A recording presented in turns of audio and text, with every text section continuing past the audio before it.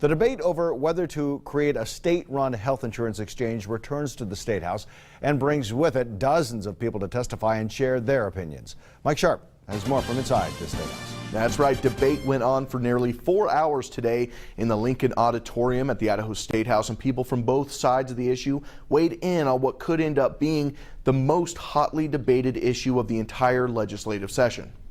Chair votes aye, and the motion passes. This was the moment the Idaho House Health and Welfare Committee passed its bill to create a state-run health insurance exchange, but not before nearly 4 hours of debate over the merits of the legislation and whether the exchange really gives the state enough control. The board members of the Idaho Exchange may not always be successful, but at least they will be at the negotiating table with the federal government. I'd argue there is no table, and if there is a table, it's in the same room with all the unicorns and the elves. It doesn't exist. It's in fantasy land. After the dozens of people who testified finished, only one person on the committee voted against the bill, and he says no amount of testimony would have changed that.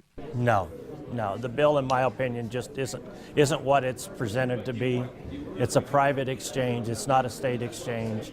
It's nothing that has any state control over it. But the chairman of the committee disagrees. He says the supporters of the exchange voted for it because they want the state to control the exchange. Idaho has a history of 120 years of doing things better than the federal government, and that's where we took our stand today, and that's what we intend to continue to do. Although the majority of the people who testified may not have liked the results of the final vote, Representative Vander Wouda says he's not holding the vote against his peers. I've told people before, you've got to be able to explain why you vote for a certain issue.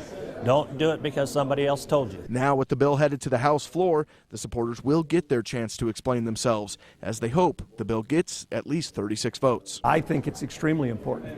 I think it is the hallmark legislation of this session. The bill is likely to resurface on the House floor in the coming week, as they will try to send the bill back to the Senate side, where a similar bill was passed earlier in the session. Live in studio, I'm Mike Sharp, today 6 on your side.